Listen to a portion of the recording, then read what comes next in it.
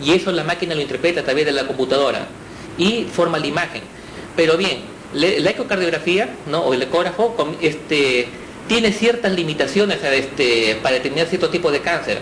Comienza a ver, mejor dicho, algún tipo de tumoración intraabdominal, ¿no?, o a nivel de mamario, etcétera, pero las imágenes no tienen tanta definición como si lo tienen otros métodos que son mucho más finos, más diagnósticos, como el caso de la tomografía o la resonancia magnética nuclear. Claro. La resonancia magnética nuclear es en la actualidad el método diagnóstico mucho más eficaz e idóneo para poder detectar algún tipo de información. Pero ojo, el diagnóstico definitivo solamente lo va a hacer a través de la biopsia. La biopsia, sí. La biopsia consiste en introducir un instrumento, generalmente una aguja, hacia el lugar donde está el probable tumor, aspira, eso se manda a patología y el patólogo va a decir si es cierto, es un cáncer o no es un tumor benigno. Esa es la diferencia. Entonces, amigos televidentes, nosotros con toda nuestra capacidad que tenemos acá a uno de los grandes médicos acá a nivel de Casa Grande, estamos tratando de informarles a ustedes de cómo es que se generaliza y cómo es que se produce. Hay muchas personas que tienen pacientes, por no decir familiares, que están teniendo, digamos, o padeciendo ese horrible mal. En cuanto habíamos hablado de los síntomas, ¿no?, ¿cuál cree usted que son los causantes, al margen de la sintomatología que puede haber, ¿no?, los causantes para que una persona que aparentemente es sana, ¿no?, dicen, en muchos casos dicen, pero estaba sano y de la noche a la mañana ¡pum!, va al médico y cáncer? ¿Por qué tan vorazmente, por qué tan, como dicen, repentinamente cambia de un día para otro? Ya. Existen algunos factores de riesgo, ¿ya? Uno de ellos es la predisposición genética. Ya, mejor dicho, entre el 5 al 10% de la población tiene ya, mejor dicho, una predisposición para poder heredar un tipo de cáncer. Entre ellos, por ejemplo, el cáncer de mama. Un cáncer de mama se puede transmitir generacionalmente de madres a hijas, pero no en todas, sino entre el 5 y el 10%. Algún tipo de infección, por ejemplo, la infección por la bacteria llamada Helicobacter pylori, que está presente en el 87% de la gastritis, también condiciona a la aparición de algún tipo de cáncer. Las infecciones, por ejemplo, virales, por ejemplo, el virus de la hepatitis tipo B o tipo C o en D, predisponen a la aparición del hepatocarcinoma, o sea, una hepatitis, un cáncer de hígado, y con ello conlleva la cirrosis, ¿no? El virus de Epstein-Barr, que produce el linfoma de Burkitt o linfohipotheliomas, y otra serie de infecciones virales. Lo otro es la radiación. Someternos a alguna radiación, en el caso, por ejemplo, los descendientes de Hiroshima y Nagasaki, los descendientes, los hijos y los nietos aún siguen arrastrando una cadena de malformaciones genéticas, pero en ellos la mayor parte tienen leucemias, ¿ya? Y bueno, los originarios tuvieron una serie de cánceres de piel. Lo otro es también las cuestiones alimentarias. Una dieta bastante rica en carnes rojas, en alimentos ahumados, el consumo de alcohol, el consumo del tabaco. El consumo de alcohol predispone a la aparición de un cáncer de hígado, el consumo de tabaco a un cáncer pulmonar o a un cáncer de boca. Pero esas modificaciones de estilo de vida, basta con que uno deje de tomar o deje de fumar para que la expectativa de padecer cáncer se reduzca drásticamente. O sea, el paciente o la persona que nos está escuchando y que a Dios gracias no pueda tener, digamos, el problema, ¿no?, cancerígeno, estamos dándole a conocer cómo es que él puede, o como persona puede él cuidar su salud por sí sola. También tenemos, doctor, hablando de lo que es específicamente, ya entrando un poco al detalle sobre lo que son, digamos, las enfermedades ya las más comunes, por ejemplo, ¿no?, los tipos de cáncer más comunes que se observan acá a nivel de la provincia o a nivel del país, ¿no? Muchas veces se habla del cáncer de mama, muchas veces se habla del cáncer de cuello uterino en las mujeres especialmente, ¿no? A la edad, hoy en día, el último estudio que se ha hecho sobre el examen de próstata, el cáncer de próstata, ha aumentado considerablemente.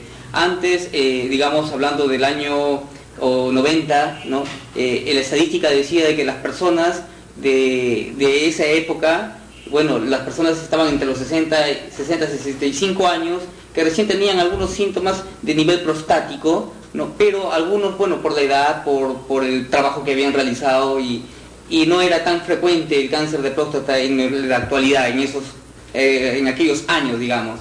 Hoy en día se ha detectado de que se ha aumentado, la estadística ha aumentado pues considerablemente a un efecto multiplicador de 400%. ¿A qué cree que se puede atribuir todo esto? En que comparado con la esperanza de vida, mejor dicho, que había en esa época, comparada con la actual, la esperanza de vida en esa época creo que llegó a los 54 años, pero en la actualidad la esperanza de vida en el Perú ha aumentado a 68. El cáncer de próstata se presenta a partir de la sexta década de vida, es mucho más frecuente. O sea, al aumentar nuestra esperanza de vida también es muy probable que también aparezca el cáncer de próstata. ¿Y por qué motivo? En la actualidad también, como se sabe, de que todos nosotros tenemos, mejor dicho, nuestras células tienen material, tienen los cromosomas. Los cromosomas tienen el material genético del cual se va a transmitir las manifestaciones físicas, ¿no? De padres a hijos, del color de los ojos, la boca, etcétera, el pelo, etcétera.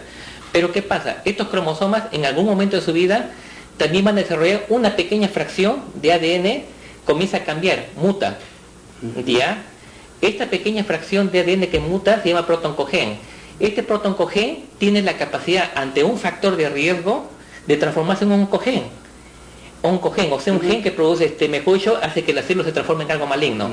Si todos nosotros tenemos eso, ¿ya? Pero ¿qué pasa? Que este protoncogen, por ejemplo, ante algún factor de riesgo como el consumo de alcohol, el tener alguna enfermedad viral, se activa y comienza a proliferar. Basta con que haya una sola célula, mejor dicho, maligna, para que las demás continúen, se proliferen de manera desmesurada.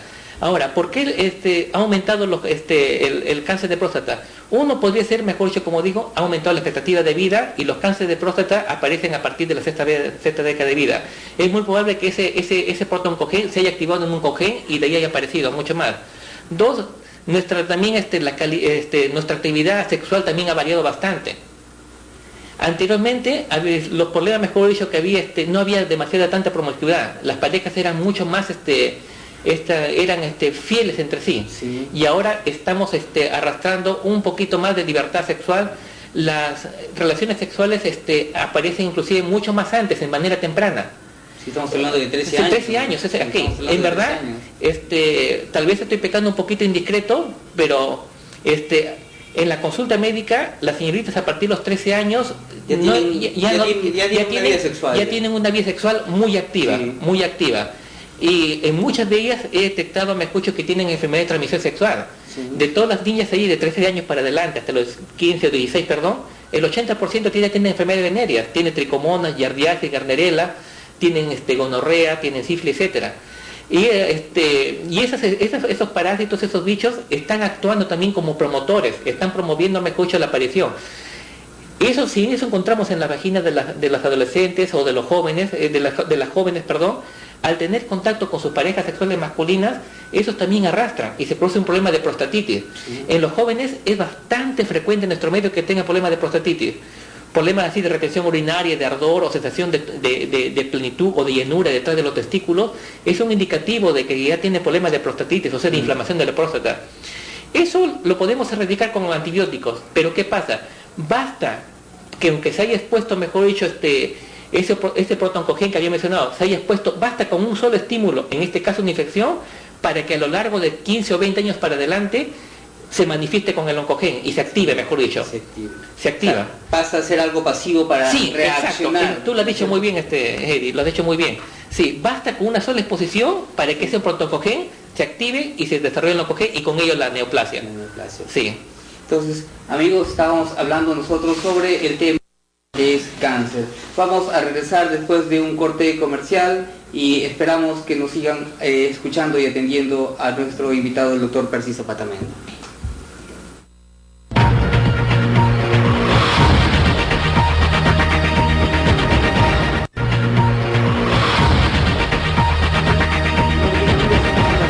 Promoviendo Salud.